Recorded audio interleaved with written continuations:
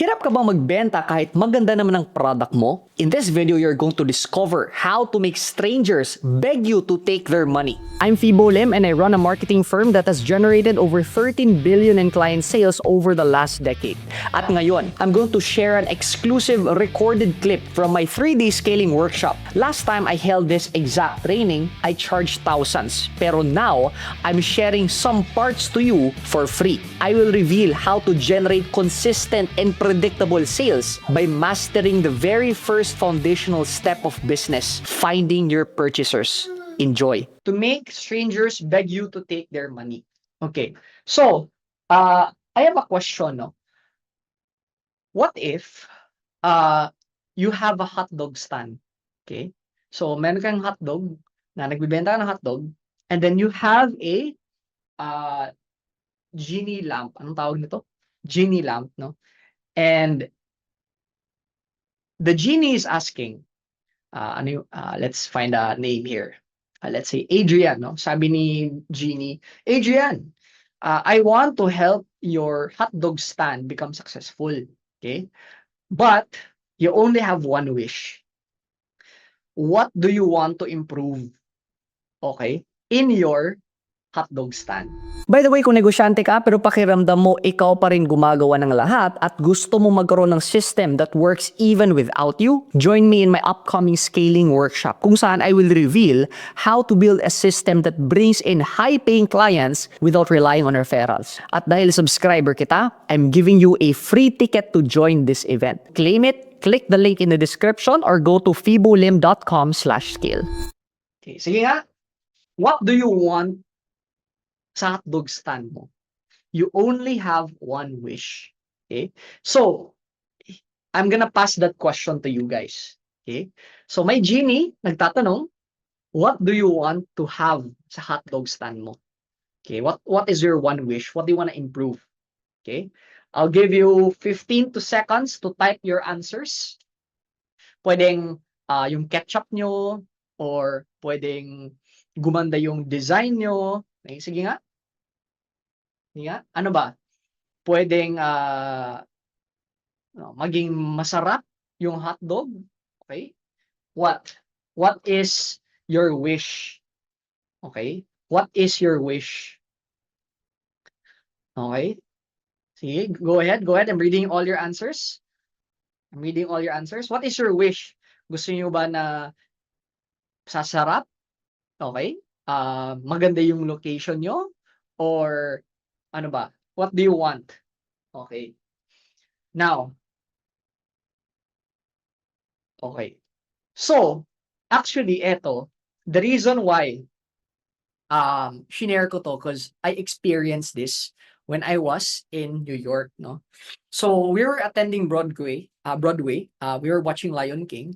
Guys, you have to save your life savings just to attend this. Okay. I don't know, it's just you cannot die without watching Lion King, the theater, the Broadway show. You just can't die without watching it. Okay. But it was so good. Pero if you notice here, no, lumabas kami, sobrang daming tao. And nung lumabas kami, syempre, nagutom kami and bumili kami ng hotdog. Okay? The problem is, hindi kami bumili, pero gusto namin bumili ng hotdog. The problem is sobrang daming tao. Okay? So, if you look at it, we waited in line for like a couple of minutes before we were able to buy. But I realized something, no? Kumbaga, if this was me, no, I had a hotdog stand. What I would do is ask the genie to give me hungry customers. Okay? Because here's my question, guys.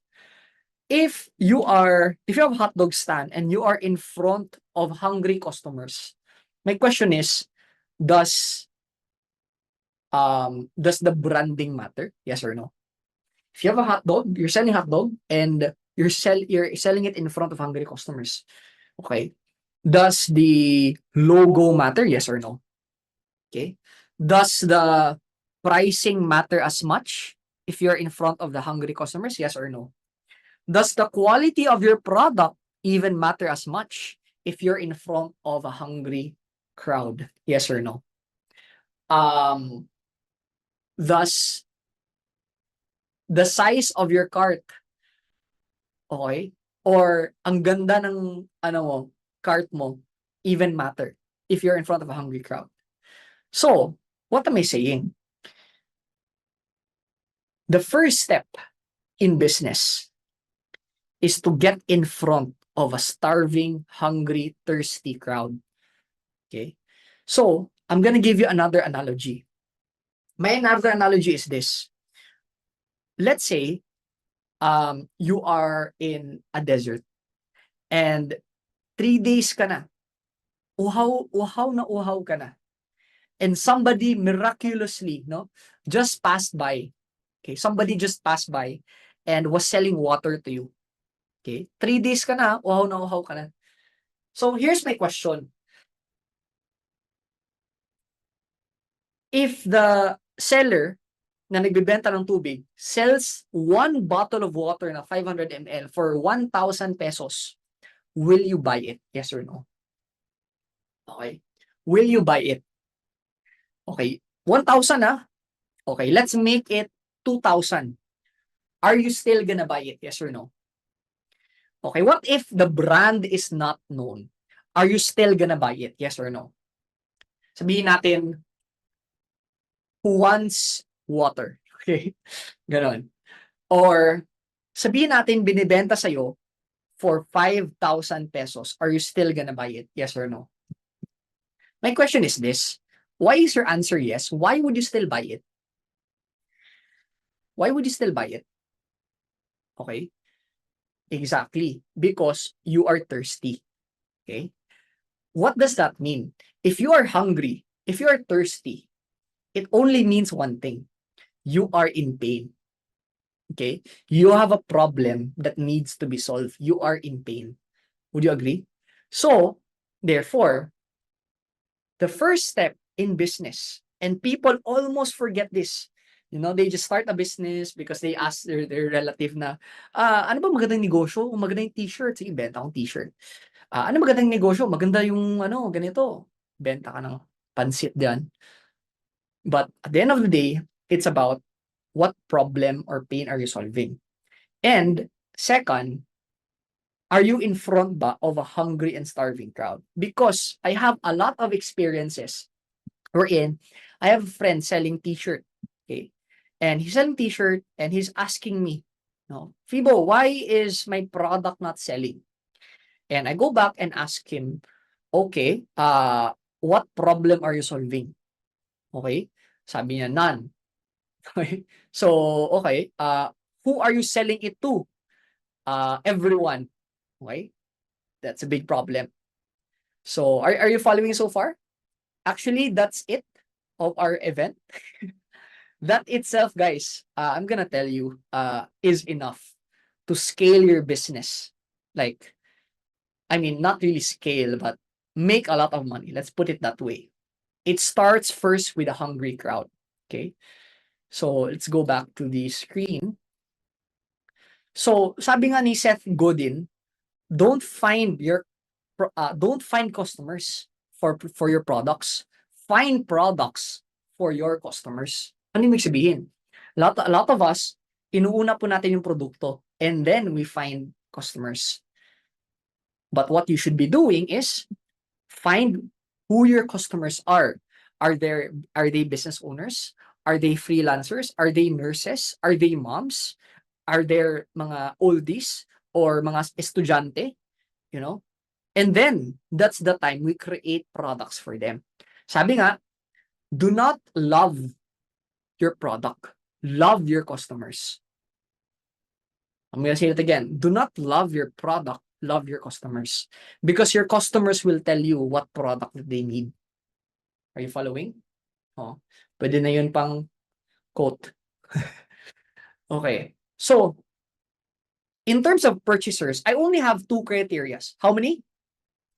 The first criteria is willing to buy. What does willing mean? Gusto. Okay? Gusto bumili. The second criteria is able to buy. What does able mean? May kaya or do you have the ability to pay? The problem is, sometimes, meron tayong mga customers na willing, okay? Pero walang pera. But what do? We adjust our marketing. We adjust everything just to adjust with that customer. Sometimes, meron ding mga taong may pera, pero not willing to buy. What happens?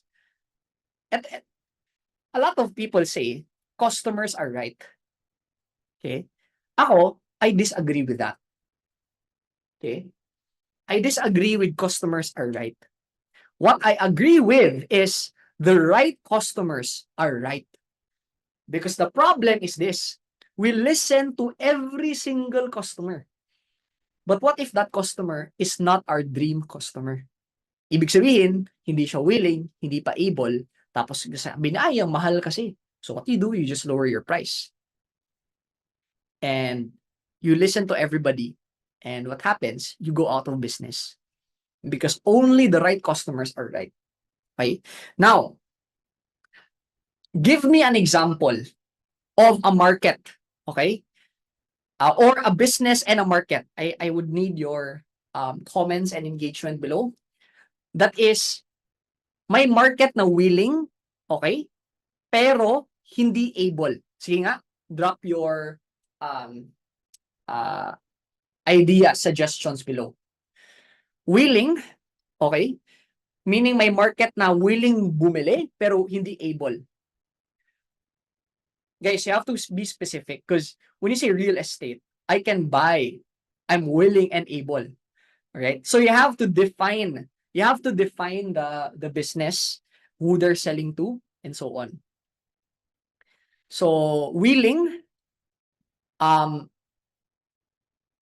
parang you don't get it. All right? Willing, I want you to give me an example of a market that's willing but not able. Okay, I'll start. Okay? Para mag-gets nyo. I'll start, okay? Mga bata or mga teenagers or bata na gusto bumili ng mga skin sa Dota or gusto bumili ng mga upgrades sa games nila. Okay, are they willing? Yes or no? But are they able? Okay? No. Yun, example. Sige nga, kayo na naman. Alright? This is a workshop, guys. So, give me an example. Okay? Ano yung willing sila pero hindi sila able? Okay? Sabi ni Kyle, a coffee shop business that wants to generate revenue through hiring a social media manager but couldn't because of low financial capacity. Tama. Okay? For example, I'm gonna give you another example, no? So, let's say, nagbibenta ka ng fishball and gusto mo mag-Facebook ads. Okay? So, gusto mo mag-hire ng Facebook advertiser. Ang question, willing ba siyang mag-hire ng Facebook advertiser para mabenta yung fishball niya? Yes, pero able ba siya para mag-hire ng tao para mag-run ng ads para sa kanya? No. Okay? So, yun yung willing and hindi able. Gets ba? Oh, okay, mag-workshop tayo mamaya. Another, give me an example, ako muna, of able, okay, na market, so may kaya, pero hindi willing. Okay? Example, I will sell, let's say,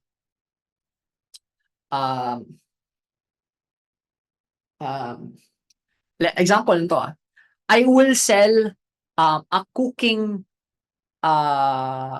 recipe or cooking course, okay, to lawyers.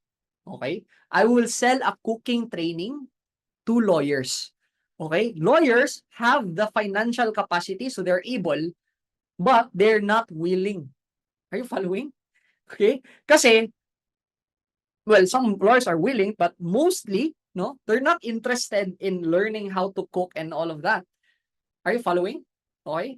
So, sa inyo ba, give me an example of those who are able but not willing. Sige nga. Able but not willing. Sige, drop your below. This is a workshop. Okay, ito. Selling weight loss programs to skinny people. Okay, pwede.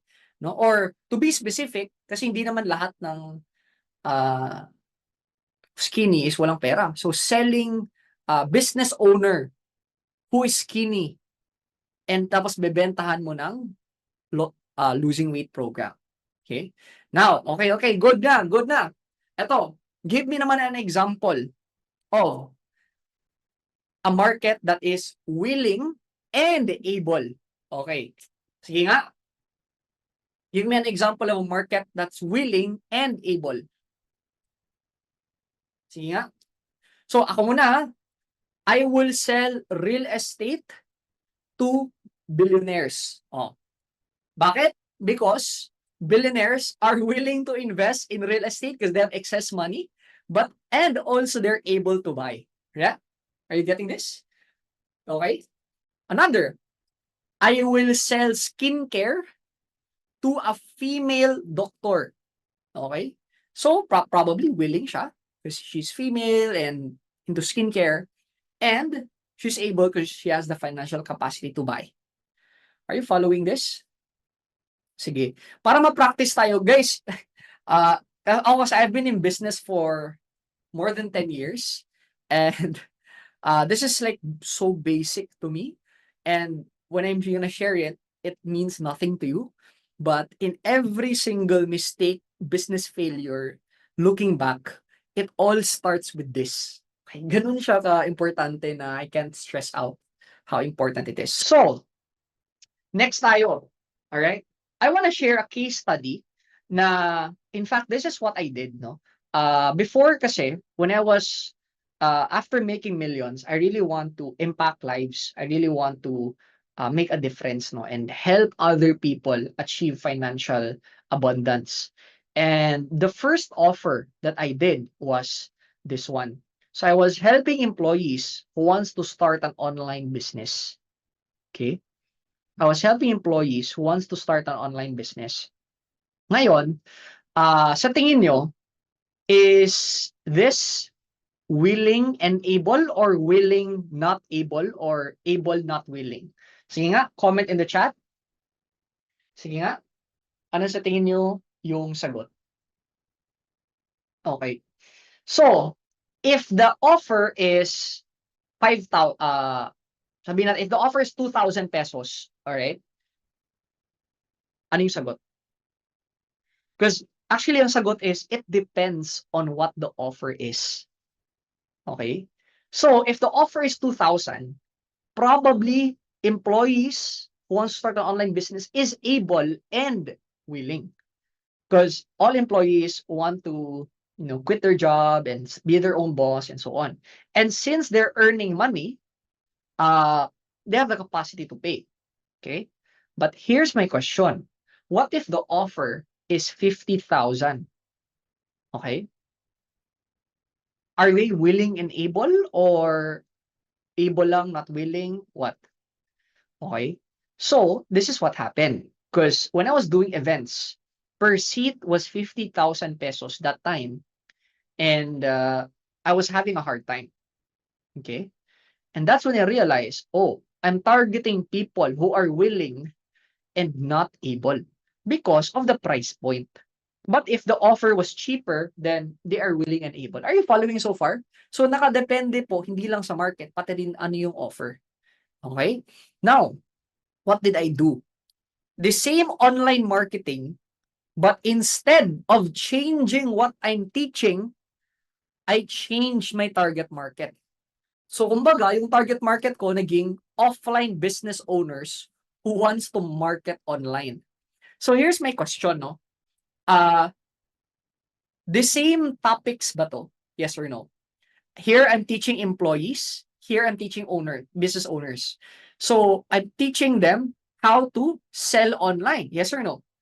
But the reason what made me take off, okay, as a trainer, guys, meron ng maraming nauna po sa akin. Okay, sila Bo Sanchez, sila Chinky, sila Francisco, and so on, no? So, who am I?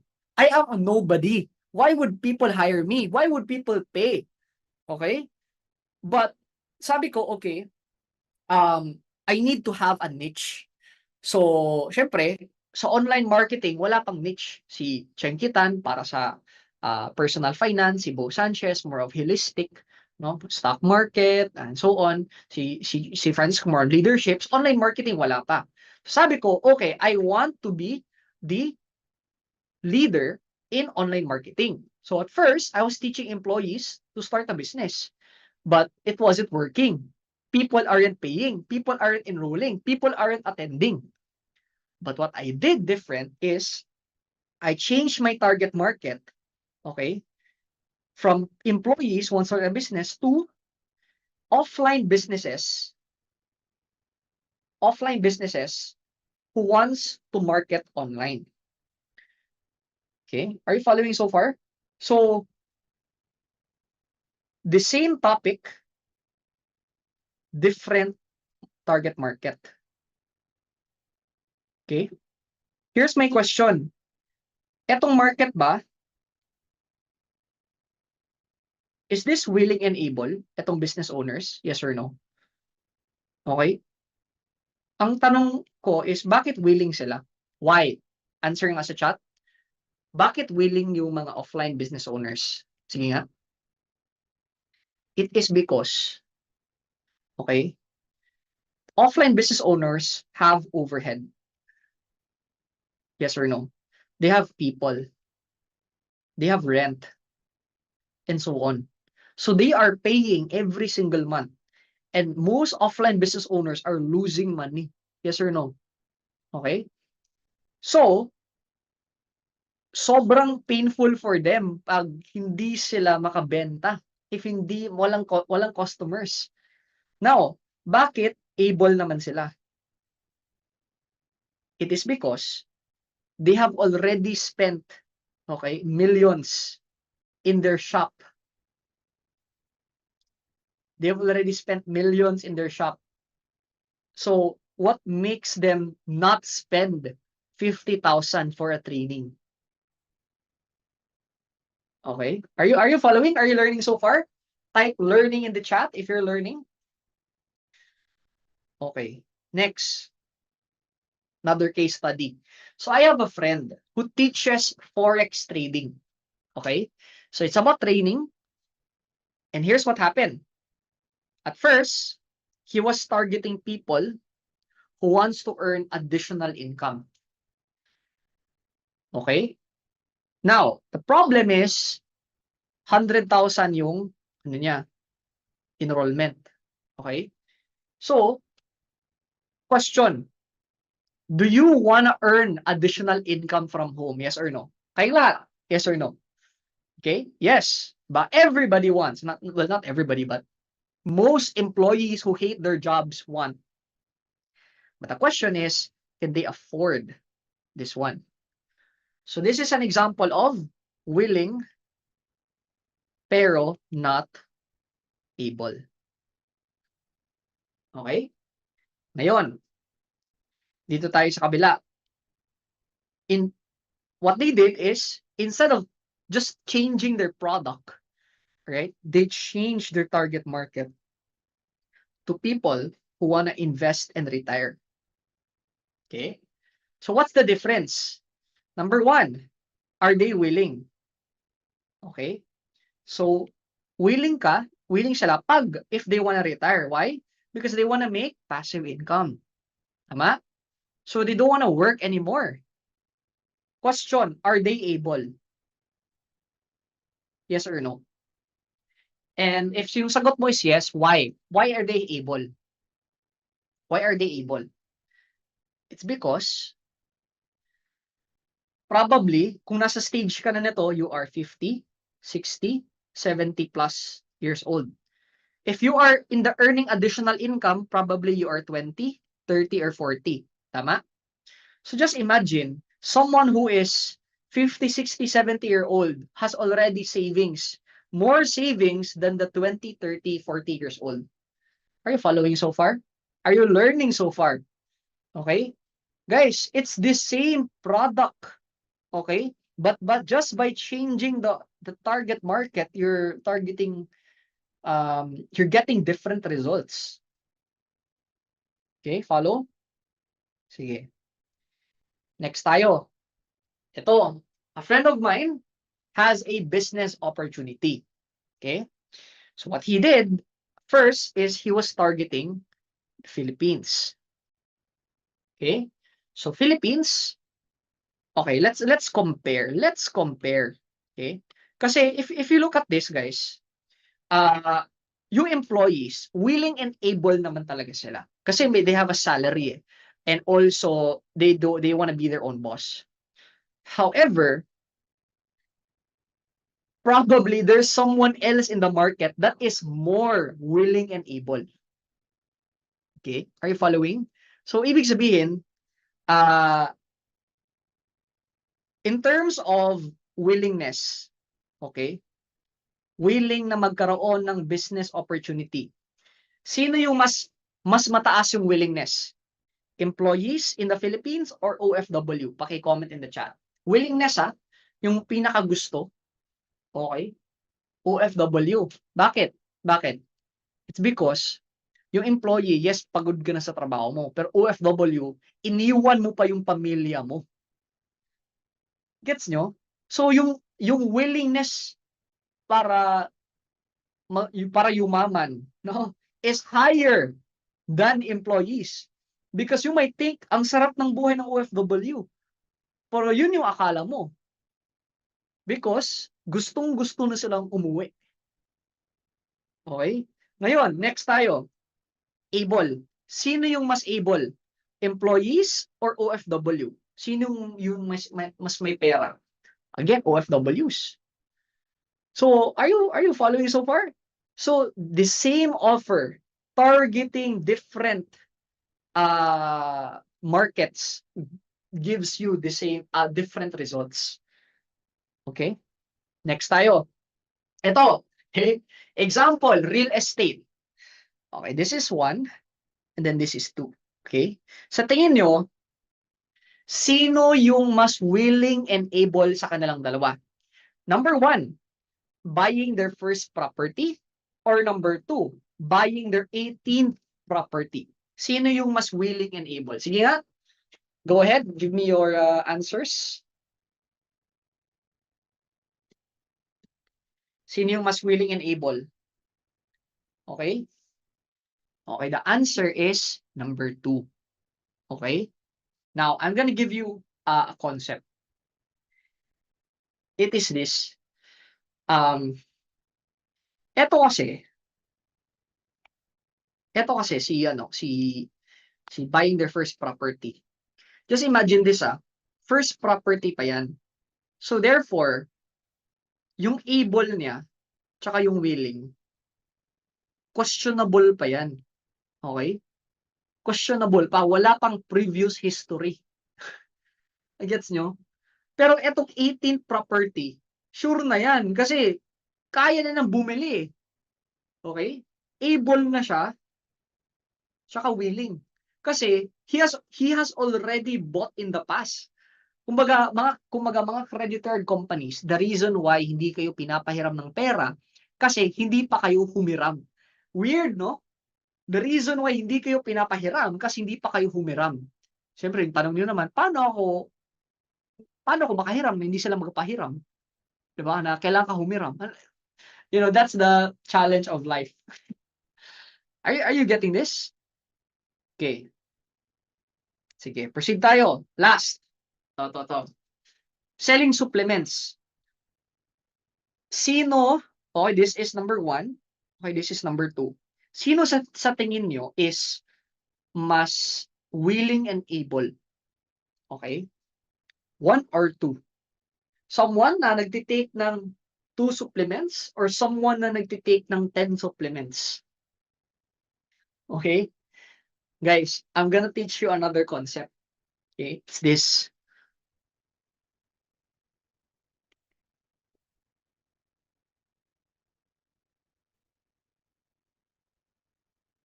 Okay, ano yan? Okay, pangit ng ano ko, pero basahin na lang, no? A buyer is a buyer is a buyer. So what does that mean? A buyer who continues to buy, or a buyer it continues to, if eto 10, eto 2, this person, again, as sinabi ko kanina is, meron ng previous history. And a buyer is a buyer is a buyer. So, yung momentum sa pagbibili niya, mas malakas kesa sa momentum niya. Gets mo? So, a buyer continues to buy up until, kumbaga, when you say momentum, you need an external force to stop that person. Actually, sabi nga, na there are only 2 things when a buyer stops buying. No, number 1 is if you offend them, or number 2 is if you do not offer something. That's it. A buyer would not buy if you offend them or you do not offer something. So, the reason why nasasabi ko na yung mayroong 10 supplements, okay, is more willing and able because that is me. Okay. So I have a vitamin D, I have Resel, I have a fish oil, I have multivitamins, I have like for fertility vitamins, because we're trying to have a baby. What else? Whey protein, creatine, every single, oh my gosh, I don't know how many supplements I have, all right? And so the best market to sell your supplement is me because I'm already in momentum, okay? He gets nyo? So, but don't sell your supplements right now, okay? Find the way to sell your supplements to me, okay? So, are you learning so far ba? Okay? Give me a yes in the chat if you're learning so far. Thank you, thank you. Okay. Now, ngayon, nasa purchasers pa lang tayo, no? So, in finding, and I call this your dream customer, okay? As what I've shared, the right customers are right, okay? Only the right customers are right. If the customer isn't right, that person should not be listened to. So, you need to identify first, what does your dream customer look like? Okay? So, in this case, you want to ask yourself, what's the name? What's the age? What's the interest? What's the hobbies of your dream customer? So, it's better pag may pangalan siya. For example, in this case, pangalanan natin si Sam. Si Sam is, ganito na lang guys, nagbibenta ako ng health supplement. Okay, para I can give you an example. And etong health supplement is pangpabata. Okay, anti-aging. So here's what I'm gonna do.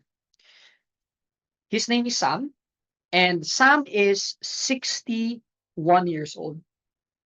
Okay? And Sam has already retired. However, meron siyang pension na nare-receive. Okay? But on the other hand, meron din siyang mga other businesses that mga small businesses or mga part-time work na ginagawa niya. So even though he has already retired, he's still working to make money, no? Now, yung hobbies niya is, he exercises, he does walking, like exercises, and basically yan. Yun yung main ano niya. And then siya gusto pa niya what's the desire and wants. Okay? So Sam na 61 years old. Oh, also by the way, Sam is also a former manager na isang malaking kumpanya. Okay?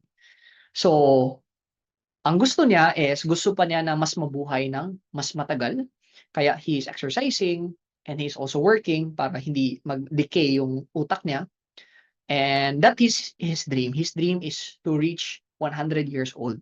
His dream is to be a centenarian and want to experience the wedding of his grand and grander children. No? So, ano ba yung mga pains and problems ni Sam?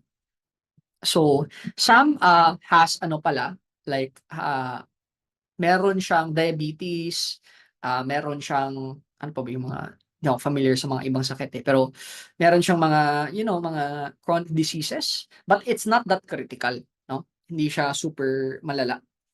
And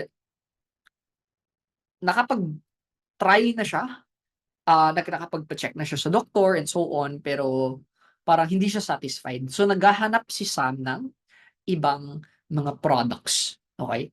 Sam is looking for mga organic products o yung mga supplements and to help him extend his life and possible reverse yung mga nararamdaman niya through lifestyle and food. Okay? Lifestyle, food, and supplements. Okay? So, ano ba yung biggest objections and concerns ni Sam? No? So, Sam, since 61 na siya, is ano siya, takot siya. Takot siya mag-order online. And Sam is takot siya ma-scam and hindi siya nagta-trust ng mga nagbebenta online. Okay? So, what if I tell you, okay, na that is our dream customer in one of my supplement companies? And what if I tell you na the average age of our clients is 61? So just imagine, magkano lang yung edad ko, pero yung customers ko is 61 years old, ordering online, no? So, what am I saying? It's this. Once you define who your target audience is, they will come to you. Because lahat ng marketing mo, lahat ng messaging mo, magbabago na yan eh. Okay? Naka-focus ka na sa isa. So, a lot of people assume, when you target everyone, the more sales you have. But I'm gonna tell you right now, no? When you target everyone, you target no one. Okay? Because people you want to talk to them personally. Okay? So, pag sasabihin ko sa'yo na, for example, yung messaging ko sa video ko is, nakaka-experience ka na ba na nakakalimutan mo yung pangalan ng apo mo? Diba? Sino mata-target ko niyan? I do not target, the only people who will be targeted dyan is mga oldies na, mga senior. Gets ba? Or, na-experience ba kayo na dahil sa mga nararamdaman nyo is nahirapan kayo matulog na to the point nasa bed na kayo ng 2 hours, you just anong tawag diyan? Ang ligid sa ano, nahihirapan akong Tagalog. Anyways, 2 hours ka na sa bed and di ka pa rin makatulog. And what happened, 4 AM ka na natutulog, and then after 3 hours, maaga ka namang gumising, wala kang tulog, wala ka pang energy. So the reason why we can talk to our customers like that, it is because we know their name, okay? We know their age, we know their interests, their hobbies, their desires, their wants, their pains and problems. What is their biggest concern? What is their biggest objection?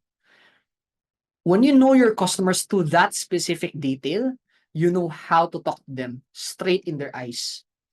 Are you following me? By the way, possible pala na you can have more than one customer avatar. So possible na meron kang customer avatar na business owners, okay? Meron ka ding customer avatar na employees, for example, in your business. Kasi it's possible your business have different offers and those different offers target different segments of markets. Okay? But each product, hindi pwedeng may isang product that targets everyone. Each product should only have one customer avatar.